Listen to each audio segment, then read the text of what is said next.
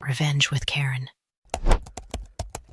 I knew the company was built on duct tape, and denial the moment the CTO used the phrase reboot the licensing node like it meant something.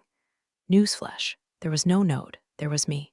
A 44-year-old systems engineer duct taping a Frankenstein stacked together at 2 a.m. with one hand in a bag of stale pretzels and the other in a half-broken command shell.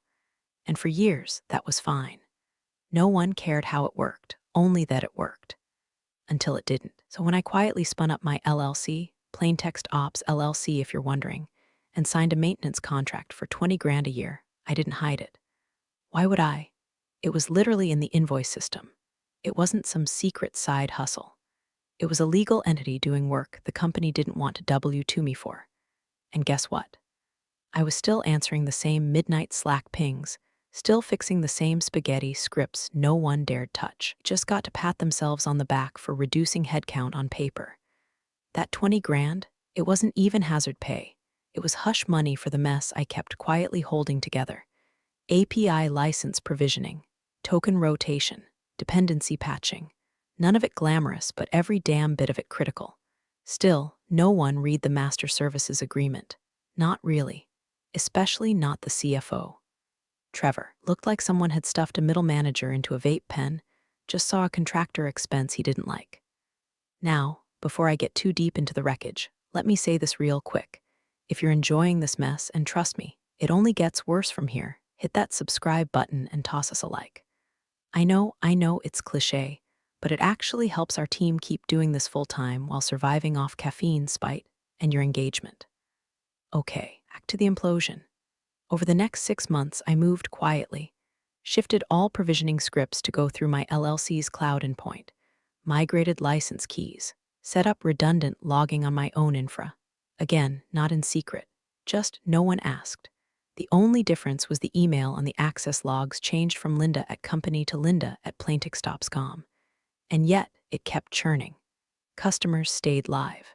Sales kept sliding contracts across the table. Revenue went up. The CEO got to brag on LinkedIn. I stopped going to the office altogether, told them I'd work remote full-time. No one objected, not even when the tech leads started tagging me on Jira tickets like I was still on payroll. Linda will fix it, they'd say, and I would, because I wasn't just holding the glue. I was the glue. It was during a cost optimization town hall that I realized how close I was to the exit ramp. Trevor stood there, smug as a Roomba with a god complex, saying we'd saved 18% in staffing costs last quarter. My camera was off, but I laughed. Loud, because that savings, that was me. They laid me off without laying me off, and now they were bragging about it. That's when I checked the MSA again, just for fun, just to see if the clause was still there. Section 14.2b. Breach of payment terms equals immediate revocation of service. No mediation, no arbitration. Just lights out. And who signed that clause? Me. As president of Plain Text Ops LLC, not as Linda the invisible staffer, not as Linda the burnout engineer, as Linda the vendor. They wanted to save money by cutting headcount, so I let them. I gave them exactly what they asked for, a clean exit, a contractor on paper. No severance. No confrontation. Just a polite invoice every quarter and a login they assumed did nothing important. So I waited, I watched, and I prepared. Because eventually, someone like Trevor always tries to cut the wrong cord. And when he did, well, let's just say the dashboards didn't go dark because of a bug. They went dark because I flipped the switch. It happened on a Monday, of course. Like all corporate backstabbings, right after the first sip of lukewarm coffee and before the second wave of emails could hit. Weekly Sync was the usual parade of false optimism and project update theater, complete with fake smiles and muted mics. I was half listening, half troubleshooting a third-party auth loop for a legacy client who hadn't updated since the Obama years. Then, Trevor cleared his throat with that smirk he always wore when he was about to ruin someone's week to make his dashboard smile. Before we wrap, he said, straightening his ironic budget t-shirt like it was a blazer, just a quick update on vendor realignment. As of this morning, we've terminated Plain Text Ops LLC's access credentials. IT is handling the rest. He didn't look at me. He looked around me like I wasn't there. Like I was just another Outlook calendar event getting deleted. Someone asked, wait, Linda's team, Trevor raised a hand. No disruption expected. All systems should remain operational. It's just a cleanup, just business. He smiled wide like he just farted and wanted applause. I didn't say a word, didn't blink. Just unmuted long enough to say noted, then clicked the red leave meeting button before anyone else could speak. No dramatic exit, no eye roll, just a flatline log-off. Because the thing about Trevor was, he always played checkers in a chess arena. In his finance-fried brain, access revoked meant control revoked. That's where he screwed up. He thought system access was the power, but access is just the key to the house. Ownership is the deed, and sweetheart, I own the plumbing, the wiring, the damn foundation. I sat back in my chair, pulse surprisingly steady. Sure, I felt the jolt of it, like being slapped with a silk glove, but mostly what I felt was a shift, like a gear locking into place. Because Trevor just violated Clause 14.2b in the MSA. The ink on the Q3 invoice hadn't even dried. I opened my private terminal, typed a quick check command into my LLC's console, and watched as over 86% of their active licensing flow still routed through my infrastructure. They didn't know what I did. That was always the joke. I'd been warning them for years. I'm not DevOps, I'm DevOps, because if I vanish, oops, there goes production. They laughed like it was cute. Oh, Linda, they'd say, you're such a critical snowflake. Damn right I was. The whole avalanche was built on me. Trevor must have thought I'd grovel, call in, beg to keep the contract. But I'd spent too long being the silent backbone to bother with theatrics now. This wasn't a revenge story. Not yet. This was asset protection. This was me honoring my contract to the letter while they walked directly into a breach. What he didn't realize, and what legal hadn't bothered to check, is that revoking my access wasn't just rude. It was a documented violation, a trigger. And the systems they thought IT handled, they didn't even know where half of them lived. DNS records still pointed to my containers. Encryption keys still passed through my token distributor. They assumed vendor meant expendable. They forgot vendor meant external ownership. And so, I waited. Waited for them to notice that the shiny dashboards didn't mean the engine still worked. Waited for someone in IT to open the Jenkins pipeline and realize the deploy keys had expired 6 hours ago. Waited for the CFO to notice that removing me from Slack didn't stop the heartbeat monitors from stuttering. See, Trevor thought he yanked the plug. What he actually did was punch a hole in the power grid and then wonder why the lights were flickering. By the time the Slack outage channel lit up an hour later, I already had the email drafted. One sentence. No drama, no threats. Subject, service revocation body. Breach of payment terms, clause 14.2b. Immediate execution. L. Markel, President, Plaintext Ops LLC. I hovered over the send button. Funny how fast just business turns into just burn down the house. My home office doesn't look like much. 2 monitors, old keyboard with a missing shift keycap, a coffee mug stained with 3 jobs worth of burnout, a sticky note that just says clause 14.2b equals hammer.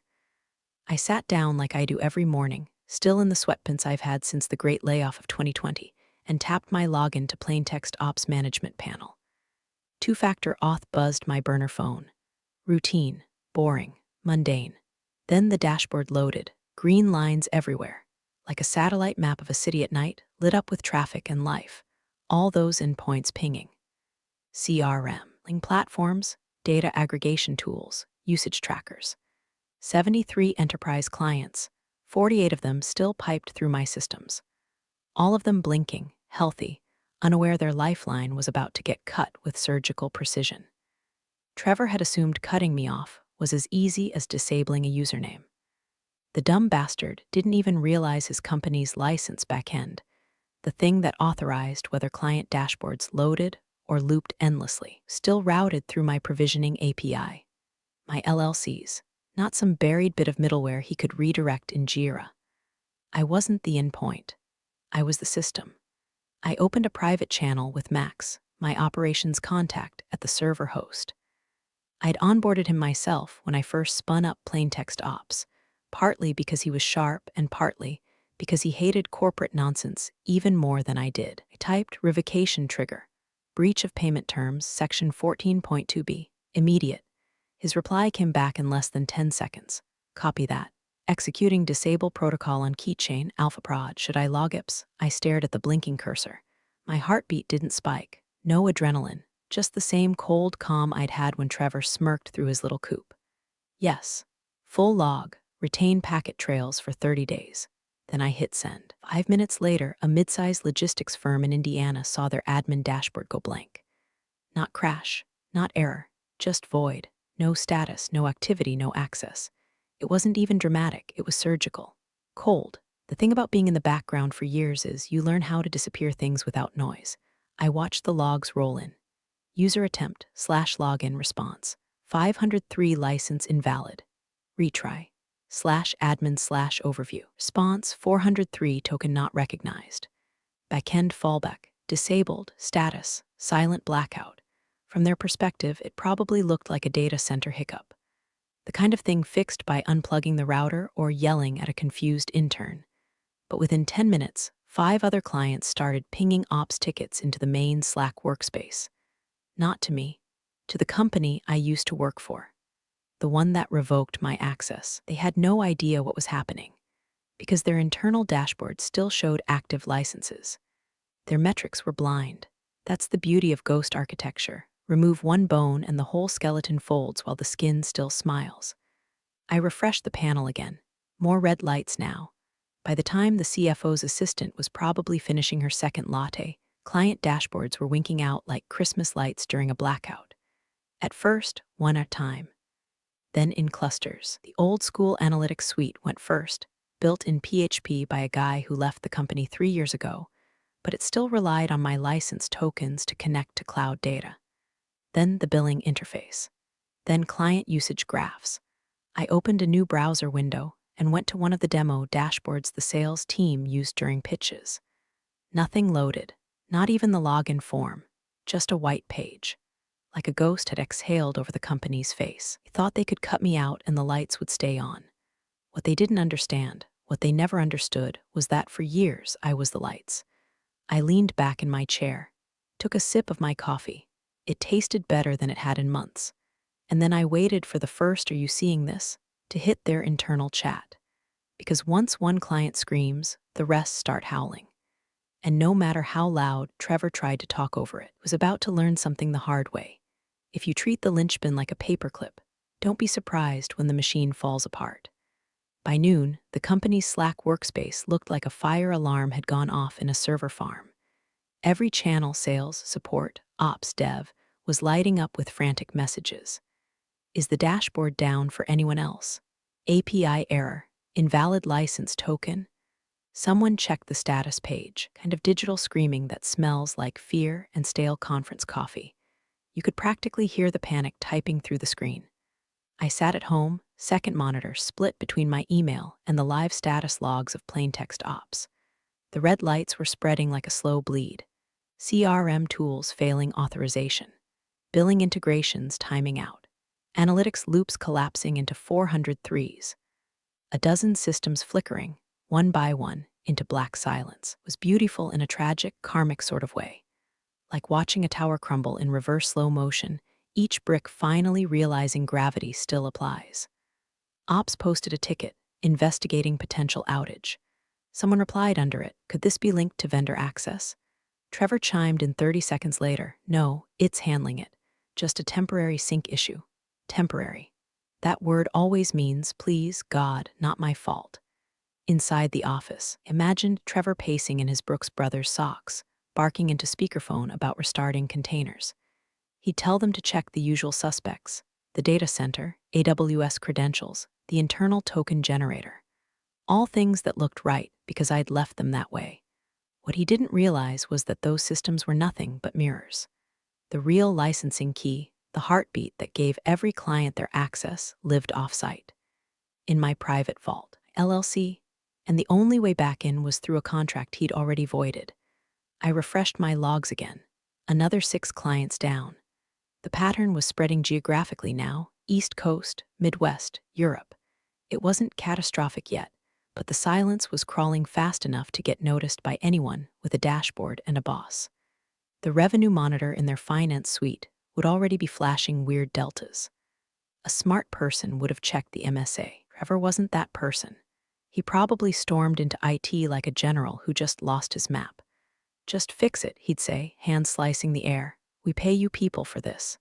Meanwhile, IT would be quietly panicking, realizing they didn't even have the root keys path documented. Because documentation was Linda's thing. Everything was Linda's thing. The pipelines, the license rotation, the nightly audit scripts. Hell, API that verified their own internal credentials. That was Linda's thing too. And now Linda's thing wasn't answering pings. Still, I didn't gloat. I didn't send a single email. I didn't call anyone. I just sat there, sipping coffee gone cold, scrolling through the chatter on my private feed of system logs. Watching their world flicker and dim felt less like revenge and more like physics. You remove the keystone, the arch falls. That's not cruelty, it's design. Around 12:37 p.m., one of my old dev leads, a guy named Marco, DM'd me from his personal account. Hey, weird question. You hearing about some kind of outage? I didn't reply. Marco was decent. He'd always said thank you when I fixed his messes. I hoped he got out before Trevor started assigning blame. By 1 p.m., sales was losing it. Screenshots started leaking onto LinkedIn. A regional client rep wrote, "Our system's down," getting 400 threes on every key. The post lasted 9 minutes before it got deleted, but not before ops screenshotted it. Slack channels turned to chaos. Upper management started pulling staff into emergency Zooms. You could almost feel the building's oxygen drop. In my email, the pings began. Urgent, contact request from legal. Then follow-up, system licensing clarification. Then high-priority immediate response needed. Subject lines piled up like cars on black ice. Trevor sent one at 1:46 p.m. himself. Short, arrogant, exactly as expected.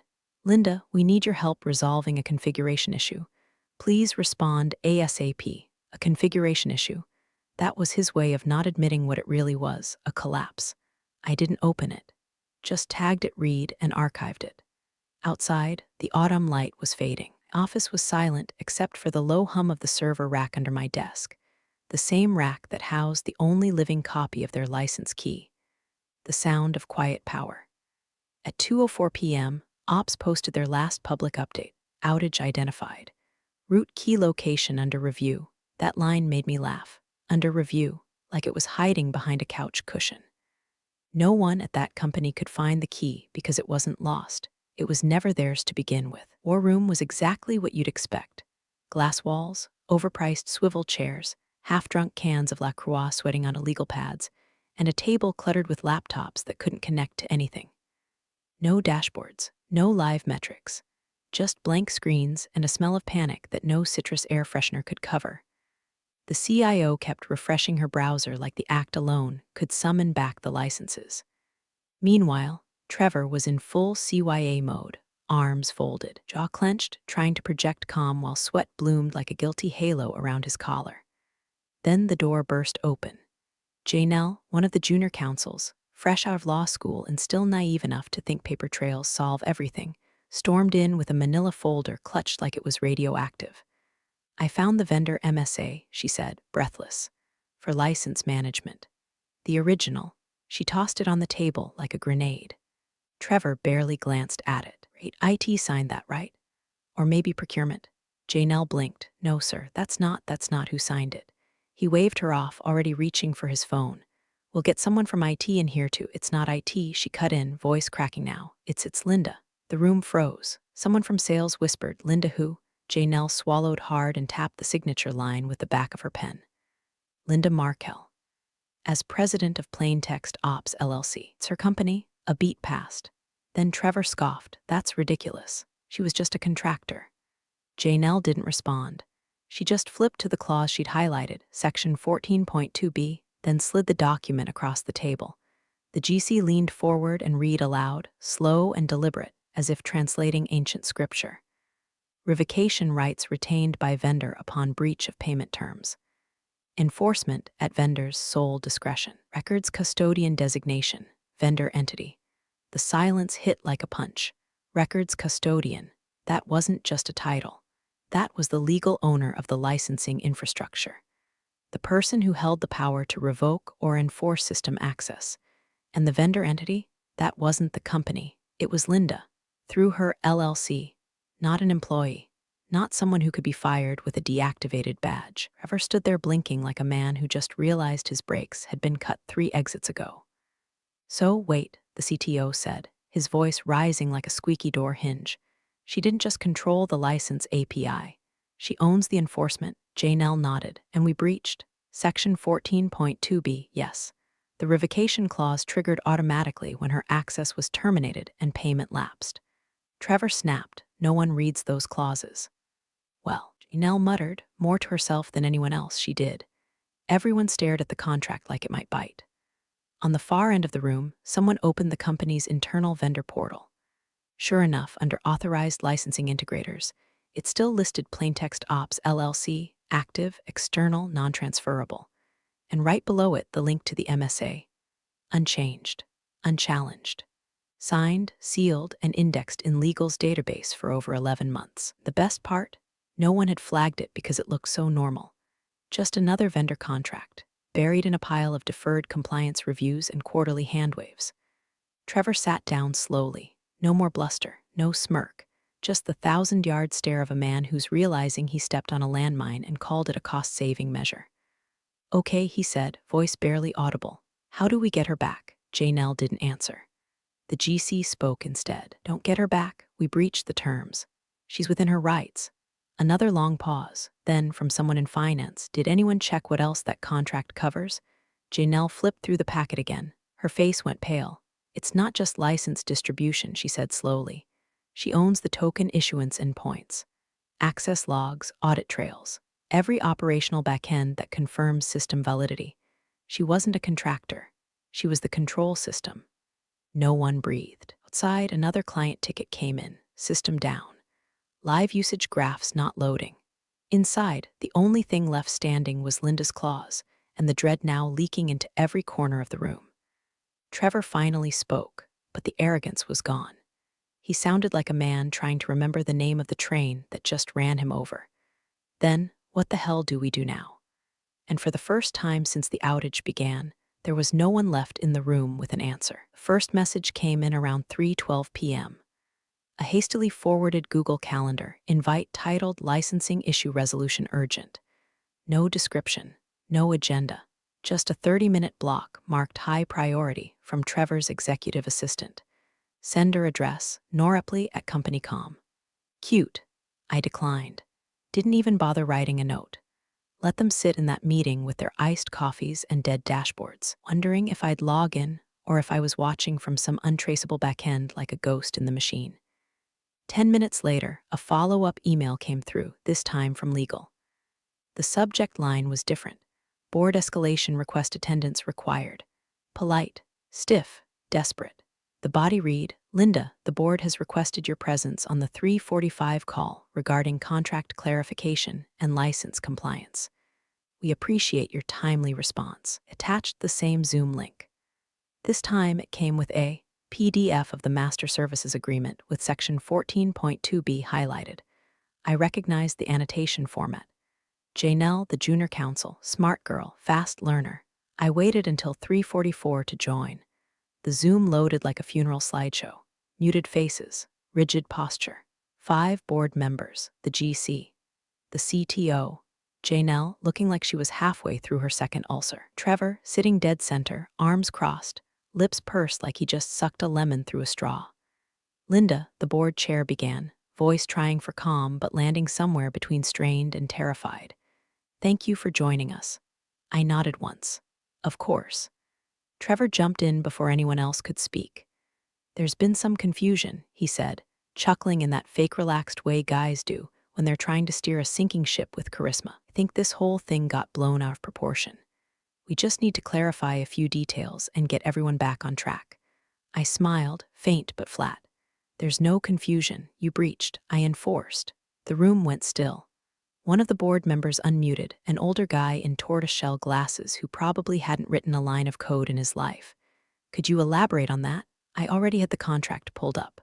I shared my screen. This, I said, scrolling slowly to clause 14.2b, is the revocation clause, triggered by non-payment or termination of services without contractual release. You triggered both. Click, next page. And here I continued, is the record's custodian designation. Me, not just technical access. Legal authority. Exclusive vendor control of license enforcement and provisioning endpoints. The GC stared like he was trying to astral project out of his body. Trevor muttered, "We didn't mean to terminate the contract, just access." I let that sit for a moment. "You can't revoke access to a system," I said quietly, "that you don't own." The silence that followed wasn't just awkward. It was raw, unfiltered. The kind of silence where careers die and lawyers take notes. Janelle cleared her throat. "Linda, just to be clear, is the revocation reversible?" "It could have been," I said, before the enforcement triggers cascaded. "Now the only way to reinstate is a new agreement. Clean terms, clean signatures, and full acknowledgement of breach." Another board member jumped in, a woman this time, finance background, sharp eyes. "And if we don't?" I looked directly into the camera, made sure the words hit square. "Then your clients stay dark. Your dashboards stay offline. And every day that passes adds damages under the failure to remedy clause in section 9.3. Trevor looked like he was aging in real time, sweat at his temples. Jaw clenched so hard it looked like his molars were trying to escape. He leaned forward like he was still in charge. "You really think you can hold the company hostage over a contract loophole?" I didn't even blink. "It's not a loophole, it's your signature." And that was the moment. The snap. The invisible but seismic shift where everyone in that room realized it. I wasn't the problem, it's the consequence. And no one, not Trevor, not the GC, not even the board, knew how deep the contract actually went. But I did, because I'd written it. And every clause they ignored, every line they skimmed, was now folding back around them like a closing fist. Trevor opened his mouth to speak again, but the board chair raised a hand. "That's enough," he said. "Let's regroup." I ended the call, didn't log off, ended it. No goodbye, no pleasantries, just silence. There's silence. And the low, steady hum of a system finally doing what it was designed to do, enforce the terms. They came back groveling faster than I expected. At 5:18 p.m., my inbox pinged with a new meeting invite, this time marked board leadership only private. No legal reps, no operations, just the decision makers. The ones who finally realized this wasn't about code or access, it was about authority. Subject line, proposal discussion reinstatement terms. I smiled, just a little. Not out of vindication, but out of sheer astonishment that it had taken them this long to read their own damn contract. I accepted, not because I needed anything from them, but because it was time to close the loop. The call opened with the board chair trying, and failing, to sound composed. He started with a line about wanting to reset the relationship constructively, as if this was a couples therapy session and not a smoldering legal disaster of their own making. Trevor was on the call too, eyes hollow, voice low, no jokes this time, no fake charm, just quiet desperation in a $200 haircut. The chair cleared his throat. "Linda, we'd like to formally ask, what would it take to bring the systems back online?" I didn't speak for a moment, just kept my gaze steady. Then I shared my screen again. This time I didn't scroll to 14.2b. They'd already bled over that one. I scrolled down, slowly, precisely, to clause 9.7, automatic revocation conditions. Black and white, plain as day. Clause 9.7 outlines the terms under which license revocation becomes irreversible unless a formal breach resolution is executed. I said, voice even. It includes violation of contract terms, unauthorized access termination, failure to honor payment schedules. I paused, letting them read. You could see the realization wash over the board like a wave of slow poison. "You didn't just revoke my access," I continued. "You voided your usage rights." The CTO blinked. "So, what are you asking for?" "I'm not asking for anything," I said. "This isn't a negotiation. This is a status update." Trevor shifted in his seat. "You want money?" I finally looked at him, dead center in the camera. "No, Trevor. I wanted respect. But now I want separation. Legal, permanent, and acknowledged in writing." The board chair looked stunned. "You're saying the systems stay offline?" "They stay offline," I confirmed, "unless the breach is acknowledged and settled. In writing, not with a check, with an addendum. Full transfer of liability for all downstream effects to your firm. I won't own your mess." Another silence. The chair rubbed his forehead. "And if we don't sign that," I didn't flinch. "Every customer with a failed dashboard will receive a notice from Plaintext Ops LLC detailing the contractual breach, revocation clause, and instructions for migrating to compliant infrastructure. Trevor finally snapped. "You're bluffing. You wouldn't nuke your own clients." "My clients?" I said, almost laughing. "Trevor, they were never my clients. They were yours. I just kept the lights on, and you pulled the plug." I let that land, or it looked like they'd swallowed thumbtacks. No one had an out, no workaround, no emergency contractor with magic keys. The entire licensing ecosystem had been built on a foundation they didn't own, and now they'd burned the deed. "I'm not seeking revenge," I said calmly. "I'm seeking closure." The GC, who had been silent until now, finally spoke. "You want us to put it in writing that we breached?" "Yes. And agree to indemnify you from all third-party losses?" "Yes." "And sign that within how long?" I glanced at the clock. "Before 6 p.m., I said. "Your dashboards won't come back unless you settle the breach in writing."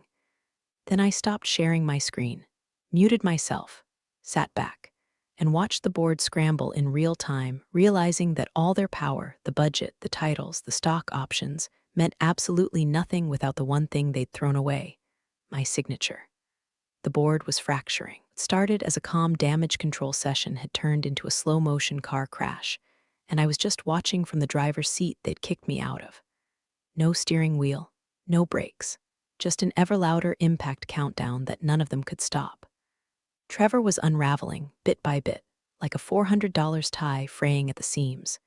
He leaned forward again, this time with more sweat than swagger. "She doesn't have real power," he barked. "Admin-level access script. Anyone with back-end credentials can reverse it. We'll just migrate off her stack." Silence. Then the general counsel, finally recovering from his earlier coma, spoke without looking up from the contract. "That's incorrect." 3 words, no drama, no flair, just the executioner reading from the final script. Trevor turned toward him, visibly irritated. "Excuse me?" The GC finally looked up. "The revocation isn't just a script, Trevor. It's an automated legal execution of a vendor-side clause, triggered by breach, enforced by the designated records custodian. We can't reverse it." Trevor's neck flushed red. "It's a software switch. Reboot it, rebuild it, move it." The CTO, who'd been silent and visibly twitching for the last 20 minutes, finally cracked. "How did this even get signed?" That landed like a brick through a stained glass window. All heads turned to the general counsel. Janelle looked like she wanted to vanish into her chair. The GC didn't hesitate. "It went through finance," he said flatly. "The vendor review was greenlit by your office, Trevor. Your signature authorized it last year. No one spoke. No one needed to." Trevor blinked once. Twice. The blood drained from his face like a faucet had opened behind his eyes. He looked down, hands twitching. Then, so soft it was barely audible, he said, "It's her LLC." Someone on the board whispered, "Wait," so it was always hers. Janelle, suddenly braver with the truth on her side, nodded. "Yes, registered entity. Plaintext Ops LLC, Delaware registered, EIN verified, and approved through standard procurement. No shell games, just clean legal subcontracting." Trevor stood up, walked 3 steps away from the table, then turned and said, "No one told me." The GC raised an eyebrow. "You signed it. There it was." The crack. Not a scream, not a collapse. Just the quiet, horrifying realization that the very paperwork Trevor had ignored, the agreement he rubber-stamped while watching March Madness on his second screen, had become the bomb strapped to his entire department. The chair rubbed his temples. So she owns the access, the trigger, the infrastructure, and the legal authority. "Yes," the GC said, "and she's currently the only party capable of reinstating services." Trevor dropped back into his seat, mouth slack, hands flat on the table. His ego had been bleeding since the call started, but now it was hemorrhaging in real time. Whatever illusion of power he'd clung to, his title, his budget, his smug control over my access, was dissolving under the cold light of contract law. He looked at me through the camera. But I didn't say a word, didn't smirk, didn't lecture, didn't gloat. I just waited, because power doesn't yell, doesn't scramble. It doesn't need to flail when the storm hits. Real power sits still in the middle of the fire, calm and undeniable. And at that moment, I didn't just have power, I was the fire. The offer came at 5:56 p.m., 4 minutes before my deadline. Trevor didn't send it. He couldn't even look directly into the camera anymore. It came from the board chair's assistant, marked urgent amended agreement. Inside, a new contract. Revised terms. Triple the original rate. language about restoring my system access, outlining a new structure of collaboration, complete with all the groveling buzzwords they'd refused to say for the past year. I didn't even open the attachment. Instead, I dragged a different document into the reply field, one I'd prepped 2 days earlier. Plain text Ops LLC termination addendum. Signed, notarized, timestamped. Body of my email was just one sentence. Contract concluded. Rights retained. All usage now considered unauthorized. Then I hit send. Back in the boardroom, I imagined someone swore under their breath. The chair probably muttered something about corporate risk. The GC would have nodded slowly, already mentally drafting the fallout documentation. And Trevor, I like to picture him just deflating. Like a party balloon 6 days after the party, finally giving up on pretending to float. But I didn't stay in that call long enough to enjoy the aftermath. I clicked leave meeting and didn't look back. Instead, I opened my own dashboard. Plain text Ops LLC, live metrics stable. New client onboards, 3, projected MRR, up 27%, names on the list. You'd recognize them. 2 of their top enterprise accounts and 1 strategic partner they'd ignored for a year. Turns out, your infrastructure fails and your emails bounce. The vendor who kept your lights on becomes a very attractive option. I hadn't poached them. I didn't need to, they came to me. And unlike Trevor, they read the contracts. My systems weren't just operational, they were thriving. No Slack chains, no midnight pager alerts. Just clean back-end routing, healthy license pings, and a logbook that looked like a damn symphony. Quiet, controlled, mine. A new email pinged in. Subject, unauthorized login attempt source IP. Redacted hostname. Former employer's domain. I smiled. Clicked archive. Then leaned back in my chair and watched the dashboard graphs climb, slow, steady, like a heartbeat finally freed from artificial compression. They thought firing me removed their problem. What they really did was free me from theirs. I didn't destroy them. I didn't sue. I didn't scream. I enforced. Because sometimes the cleanest revenge isn't public or loud or fiery. Sometimes it's just this: an inbox full of thank yous from your former competition, a revoked contract they begged to restore, and a simple system message glowing on your screen. Your former employer just tried to log in. Access denied. Appreciate you sticking around, you wise old rebels. Smash that subscribe button, or this fossil might just cause another epic fiasco.